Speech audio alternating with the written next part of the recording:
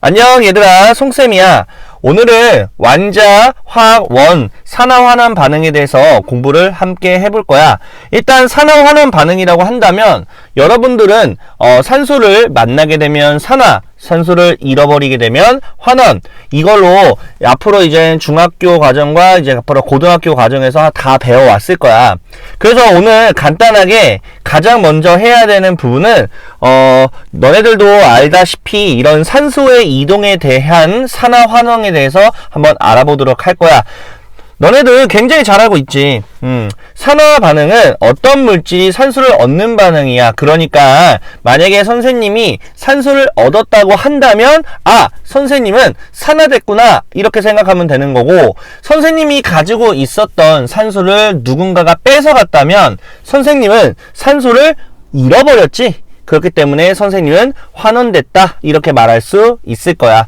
자, 그러면 너네들은 이렇게 오른쪽에 예시처럼 화학 반응식을 기본적으로 쓸 줄 알아야 되는데, 산소가 얻었는지 산소를 잃어버렸는지 판단하려면은 기본적으로 화학식을 만들 수 있어야 되겠고, 이 화학식 안에서 정확하게 산소라는 이런 화학식이 정확하게 보여야 되는데 한번 보도록 할게. 자, 이거는 산화구리라고 하는데, 산화구리인데 나중에 구리가 혼자만 생겼다라는 이야기는 산소를 잃어버린 거지. 그렇기 때문에 산소를 잃었기 때문에 우리는 환원됐다, 이렇게 말할 수 있겠고, 그 잃어버린 산소를 누가 가져간 거야? 탄소라는 녀석이 가져가서 탄소는 CO2가 됐잖아. 산소를 얻었다, 산화됐습니다, 이렇게 얘기를 할 수 있을 거야. 자, 너네들이 조금 조심해야 되는 게 한 가지가 있어. 그게 뭐냐면, 탄소라는 원소는 본인 스스로 혼자 있는 걸 좋아하지 않아. 기본적으로 탄소라는 것은 산소를 받아서 CO2라는 이산화탄소가 되고 싶어하는 놈이라는 사실을 기억했으면 좋겠어. 그러면 탄소에다가 산소를 조금 부족한 상태에서 산소를 받으면 우리는 CO라는 일산화탄소라고 하는 게 생기는 거고, 좀 더 산소가 굉장히 풍부하게 있다고 한다면 O2가 그대로 붙어서 우리는 그제서야 CO2라는 녀석이 되는 거야. 한마디로 일산화탄소라는 녀석도 아직까지는 산소가 부족하단 말이야. 산소를 더 먹고 싶어해. 그래서 일산탄소 같은 경우는 이제 불완전 연소라는 어떤 상황에서 이제 나오게 되는데, 이렇게 일산화탄소가 생기게 되면은 주변의 산소를 전부 다 뺏어가니까 우리가 불이 났을 때 산소가 부족해서 질식하는 이유가 이 일산화탄소 때문에 라는 사실을 알고 있으면 조금 상식적인 지식이 될 거라고 생각을 합니다. 자, 그렇다면 가장 이제 기본적인 걸로 철의 재련을 많이 볼 텐데, 기본적인 철은 땅속에 묻혀 있어요. 근데 이 땅속에 묻혀 있는 철은 가만히 있지 않습니다. 무슨 말이냐면 산소하고 결합된 상태로 존재한다는 거야. 자, 산소하고 결합되어 있는 상태가 어떤 상태냐? 여러분들이 주변에서 많이 보는 것처럼 녹슨 상태를 산소하고 만난 산화된 철이라고 생각하시면 됩니다. 자, 그러면 철의 재련이라는 것은 무슨 의미냐면, 산소와 만나져 있는 산화철은 철로서 사용을 할 수가 없어요. 녹슨 철을 어떻게 사용하니? 그렇기 때문에 지금 녹슨 철이 갖고 있는 산소를 떼내는 작업을 우린 철의 재련이라고 합니다. 그러면 내가 가지고 있는 내가 쌤이 철이라고 한다면 산소를 누군가가 떼가야 되는데, 그러면 누가 필요할까? 산소를 굉장히 좋아하는 녀석이 필요하겠지. 그게 쌤이 아까 말했던 탄소라는 녀석이야. 그래서 탄소하고 이렇게 결합을 시키게 되면 중간 과정으로는 이제 일산탄소가 나오겠지만, 좀 더 산소가 풍부하다는 가정하라고 한다면 CO2가 완벽하게 되면서 산소를 전부 다 잃어버려서 이렇게 순수한 철이 되니까 이제 사용할 수 있는 철이 되는 거야. 그래서 산소를 잃어버려서 환원이고요, 산소를 얻어서 산화됐습니다, 이렇게 생각하시면 될 것 같아요. 많이 봤으니까 아마 이 문제는 어렵진 않을 거야. 자, 산화 반응의 이제 동시성이라는 건데, 이건 또 마찬가지야. 산소를 누군가가 잃었다면 그 산소를 누군가는 얻었겠지. 한마디로 산화만 있는 게 아니고 환원도 같이 존재한다는 거야. 그게 산화 환원 반응의 동지성이라는 사실만 기억하면 됩니다. 자, 이번에 기준이 되는 게 전자가 기준입니다. 산소가 이동하는 기준으로 산화 환원을 구분할 때는 너네들이 화학식의 산소라는 화학식만 본다면 굉장히 쉽게 할 수 있겠지만 지금 오른쪽에 예시를 보게 되면은 산소라는 화학식이 눈에 보이니? 전혀 보이지 않지. 자, 그렇기 때문에 이 상태에서 산화환원 반응을 따질 때는요, 전자를 가지고 따져야 된다라는 생각을 가지고 있으셔야 됩니다. 기본적으로 너네들이 전자의 이동을 가지고 산화환원 반응을 따지려면은 궁극적으로 뭐부터 파악을 해야 되냐면 이온을 만들어내는 거를 좀 기억했으면 좋겠어. 대부분은 고체 상태로 존재하는 것들은 플러스 마이너스를 띠고 있지 않고 제로라는 어떤 정기적인 성향을 띠고 있다라고 생각을 하시면 되고요. 그 다음에 이제 마찬가지야. 분자 형태로 존재하는 것도 마찬가지로 정기적인 성향으로 0이라는 거를 띠고 있다라고 생각을 하시면 됩니다. 그렇다면 이온으로 녹아있는 이온 결합 화합물 같이 이온으로 존재하고 있는 아이들은 전부 다 플러스를 띠던가 마이너스를 띨 거야. 이온이니까.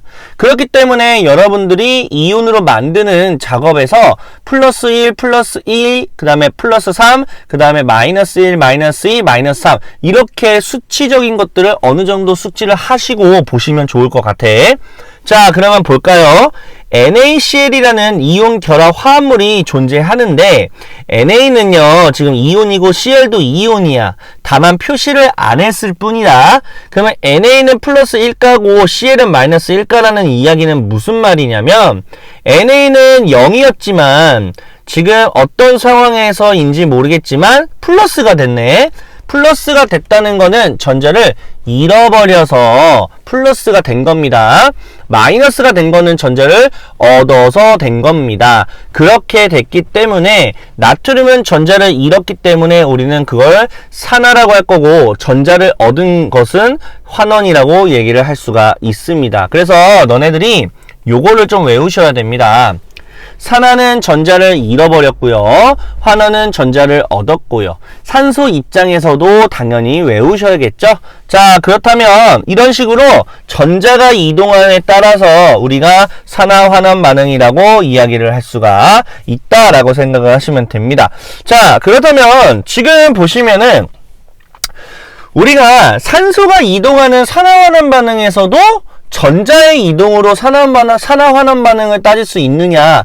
물론 따질 수가 있습니다. 자, 그런데 화학식에서 산소가 대놓고 존재하는데 굳이 그거를 눈에 잘 안 보이는 전자의 이동으로 따질 필요가 있을까라는 선생님의 질문을 할 것 같아요, 여러분들한테.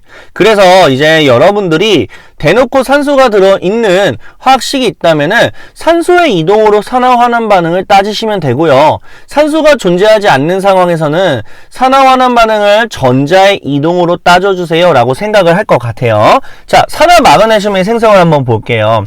자, 사실상 이것도 마그네슘이 혼자 있었는데 산소랑 결합했으니까 마그네슘 입장에서는 산화가 됩니다. 그렇다면 산소 입장에서는 뭐가 될 수밖에 없을까? 환원이 되겠죠. 기본적으로 산소 자체는 산화가 될 수 없죠. 본인이 산소인데 어떻게 본인이 산화가 됩니까? 말이 안 되지. 본인은 다른 역할을 할 수밖에 없다. 남한테 줄 거니까. 그래서 환원 역할이라고 생각하셔야 됩니다. 그럼 전자 입장에서도 한번 생각을 해볼까요? 마그네슘은 제로였는데 지금 얘가 2-가 얘가 2+가 되니까 플러스가 됐잖아. 전자를 잃어버렸어요. 잃어버렸어. 전자를 잃었으면은 전자가 잃었으면은 산화 반응이라고 이야기를 했죠. 그렇기 때문에 산화 반응이다 이렇게 생각을 하셔야 됩니다. 전자의 이동으로 설명도 가능하고요. 이제 산소도 대놓고 나와 있으니 산소의 이동으로도 설명이 충분히 가능할 수 있겠다라는 거 기억하시면 좋을 것 같아요. 자, 다음은 너네들이 통합과학 때 배웠던 부분을 한 번 더 반복된다라고 생각을 하면 되는데, 일단은 이제 아연과 황산구리 수용액의 반응이나 구리와 질산은 수용액의 반응에서 봤을 때 약간 너네들이 이것만 좀 기억하면 되거든. 양이온이 될 수 있는 녀석끼리 서로 선택돼서 위치가 바뀐다. 요거 하나만 기억하면 굉장히 쉽게 풀 수 있어. 자, 아연은 ZN이잖아. 그리고 황산구리에서 마찬가지로 양이온이 되는 건 황산 쪽이 아니라 구리 쪽이라는 걸 좀 알고 있었으면 좋을 것 같아. 그런데 황산구리는 수용액으로 들어있기 때문에 이온 상태라는 거를 좀 기억했으면 좋겠어. 그래서 얘는 E+라는 이온 상태로 존재하는 거고, 아연은 금속이니까 고체잖아. 그래서 이렇게 중성 원자가 된다. 금속 원자가 된다. 이렇게 보시면 됩니다. 자, 그런데 너네들이 이것도 추가적으로 알고 있으면 됩니다. 구리는요, 수용액으로 들어가면 무조건 푸른색을 띈다라는 걸 기억했으면 좋겠어. 황산구리는 수용액으로 현재 들어있기 때문에 현재 수용액의 색깔은 분명히 푸른색이라고 되어 있을 거야. 자, 그러면 쌤이 분명히 말했어. 아연과 지금 구리는 양이온이 되는 녀석이기 때문에 두 개가 서로 체인지가 된다 생각하면 됩니다. 무슨 말이냐? 이 구리라는 것은 이제 CU라는 제로가 돼서 이제 고체로 그걸 우린 석출된다라고 이야기를 할 거고, 아연 같은 경우에는 ZNE+로 녹아 들어갈 거야, 수용액에. 자, 그래서 이런 식으로 약간 녹슨 것처럼 구리가 아연이라는 백본이라는 금속 위에 이렇게 도포되는 현상을 볼 수 있고요. 푸른색은 점점 옅어진다, 이렇게 생각하면 굉장히 심플하게 풀 수가 있습니다. 자, 그러면 구리 같은 경우는 제로가 됐어. 부족했다가 제로가 됐다는 건 전자를 얻었던 거야. 누가 줬을까? 아연이 줬겠지. 아연이 전자를 준 거야. 그럼 아연은 전자를 잃어버려서 E+가 된 거야. 그래서 구리는 지금 전자를 얻었기 때문에 우리는 환원이라고 생각할 수 있겠고, 아연은 전자를 잃어버린 거지. 구리한테 줬으니까. 그렇기 때문에 산화됐다. 이렇게 생각하시면 될 것 같습니다. 굉장히 쉽지. 양이온끼리만 서로 위치가 바뀌어. 그거 말고는 사실 딱히 없습니다. 자, 구리와 질산은 수용액의 반응에서도 우리가 그런 현상을 볼 수가 있어. 구리는 양이온이 될 수 있는 녀석이고, 여기서 은도 마찬가지로 양이온이 될 수 있는 녀석이야. 그런데 은은 수용액으로 있을 테니까 당연히 얘는 E+ 상태라는 사실을 알고 있으면 좋을 것 같고, 구리는 고체니까 CU가 된다, 이렇게 보시면 됩니다. 자, 질산은 수용액은 아직까지는 굉장히 하얀색을 뜻해요. 투명한 색깔인데 두 개가 서로 바뀔 거야. 자, 은 같은 경우는 AG가 되고요. 구리 같은 경우는 CuE+가 된다라는 사실을 기억했으면 좋겠습니다. 자, 그렇다면 은은 플러스로서 부족했다가 이제 전자를 얻었잖아. 그래서 얘는 환원이고요. 구리는 제로였다가 E+로 전자를 잃어버렸으니까 산화됐습니다. 이렇게 생각할 수가 있겠다. 자, 근데 여기서 조금 차이가 있어. 무슨 차이가 있냐면, 아까 같은 경우에는 E+가 됐고 E+짜리가 0이 됐고, 똑같은 E+에 대해서 뭔가 바뀐 거라고 생각한다면, 지금 이거 같은 경우에는 은은 플러스 1짜리고 구리는 E+짜리야. 개수가 전혀 맞지 않잖아. 그래서 이거를 조금 우리가 고려를 좀 해줄 필요가 존재한다라는 사실입니다. 자, 구리는요, 전자를 두 개를 잃었어. 무슨 말이냐면 두 개 전자를 누군가한테 주고 싶어하는 녀석이야. 그러면 누구한테 줄까요? 당연히 은이온한테 주겠죠. 근데 은은요, Ag+짜리이기 때문에 사실상 얘는 두 놈한테 줬다라고 보시면 됩니다. 자, 무슨 의미가 되냐면, 구리가 지금 이온으로 한 마리가 지금 들어간 거야. 수용액에 한 마리가 들어가서 한 마리가. 그때 은이라는 녀석은 두 마리가 나온 거야. 수용액에서 나온 거야. 그러면 수용액 입장에서는 구리가 한 마리가 들어올 때 은이 두 마리가 나갔어. 한 번 반응할 때. 그럼 한 번 더 반응하면 점점 갭 차이가 많이 나겠지. 그렇다는 거는 수용액의 질량이 점점 뭐하다? 줄어들고 있다라는 걸 생각하시면 됩니다. 물론 개수로 봤을 때는 그렇지만 실제로 사실상은 구리와 은의 어떤 질량을 비교하는 어떤 힌트가 주어져 있을 거란 말이야. 그걸 가지고 우리가 판단할 수 있다라는 걸 좀 알고 있으면 좋을 것 같습니다. 아마 문제가 나온다면 그런 어떤 질량에 대한 변화라는 것을 말을 할 수도 있으니까 그건 한번 지켜보도록 할게요. 알겠죠? 자, 얘도 그래서 마찬가지로 산화환원 반응의 동시성이라는 거야. 똑같기 때문에 패스하겠습니다. 그 다음에 이거 굉장히 중요하다라는 거, 이온화 경향성. 너무 중요합니다, 이거. 이온화 경향성은 뭐냐면은 이온화 경향성에 따라서 산화환원 반응이 일어날 수도 있고 일어나지 않을 수도 있어서 어느 정도 구분은 해주셔야 된다는 거를 꼭 기억하셨으면 좋겠습니다. 한번 예를 들어 볼게요. 질산은 수용액에 은보다 발현성이 큰 구리를 넣으면 이라고 되어 있습니다. 자, 질산은 수용액에 지금 구리를 넣었다는 얘기야. 어쨌든 수용액에 녹아있는 은이라는 녀석과 지금 금속으로 되어 있는 구리가 서로 체인지가 되는 건데 맞죠? 자, 그러면 은 같은 경우에는 수용액에 녹아있고요. 금속 같은 경우에는 말 그대로 금속으로 구리가 존재합니다. 그러면 반응성을 보면은 구리가 있고요. 그 다음에 Ag는 이렇게 있습니다. 아, 구리가 반응성이 좀 더 크네? 맞죠? 그렇기 때문에 이거는 뭐라고 생각하려면 이온화 경향성이 금속 쪽이 좀 더 커줘야 그래야 반응합니다. 수용액 쪽이라고 하면 안 됩니다. 무조건 금속 쪽이라고 생각하셔야 됩니다. 자, 무슨 말이냐? 지금 아연과 황산구리에 대한 예시를 들어볼게요. 금속인 아연이라는 녀석이 이온화 경향성이 커야 된다는 거야. 누구보다? 구리보다. 그래야 반응이 일어납니다. 무조건 금속 기준입니다. 자, 아연과 지금 얘도 구리와 질산은에서도 마찬가지야. 금속인 구리가 은보다는 좀 더 이온화 경향성이 커야 그제서야 반응을 할 수 있습니다. 그래서 이런 걸 반드시 아셔야 이온화 경향성을 어느 정도 비교를 할 수 있다라고 생각하면 됩니다. 그렇다면 대체 이온화 경향성이 뭐냐? 아주 미치고 팔짝 뛰겠죠. 전자를 잃고 산화되기 쉽다라는 이야기야. 그러니까 반응성이 크다라고 판단하시면 됩니다. 그래야 금속이 플러스라는 양이온이 되죠. 전자를 잃어버려서. 그게 금속 기준이라는 거다. 알죠? 너는 금속 기준이다. 그걸 반드시 기억해야 됩니다. 무조건입니다.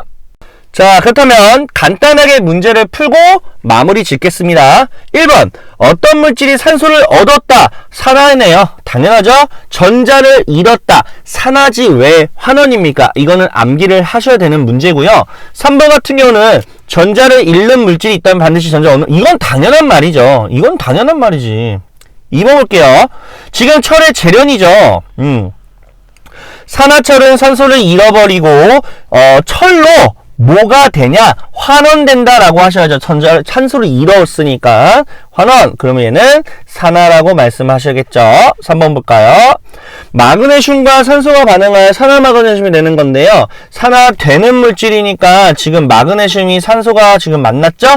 지금 마그네슘이 산화되는 거고 환원되는 거는 반대로 산소라고 하시면 되겠습니다. 자, 산화환은 볼게요. 나트륨과 CL이 만나가지고 NaCl이 되는데 산소가 보이지 않죠. 이럴 때는 쌤이 뭐라 그랬어? 전자의 이동으로 판단하자. 자, 나트륨은 고체에서 제로고 얘도 지금 제로가 되는데 이때 플러스 마이너스 한 개만 하면 나머지는 자연스럽게 나옵니다. 플러스가 됐다는 건 전자를 잃었다. 즉 산화됐다. 얘는 환원됐다. 이렇게 생각하시면 됩니다. 2번도 산소가 보이지 않지만 우린 편안하게 보겠습니다. 지금 수소의 입장을 볼게요. 얘는 제로고요. 얘 같은 경우는 마이너스, 얘는 플러스입니다.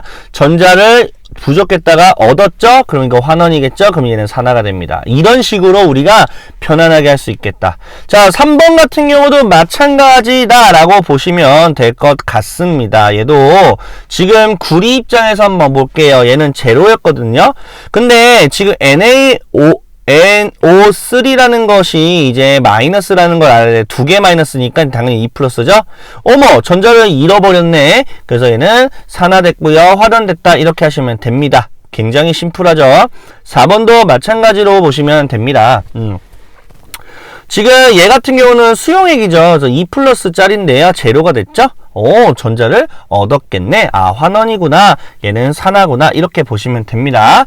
자, 좀 더 쉽게 보는 방법을 팁을 알려드리도록 하겠습니다.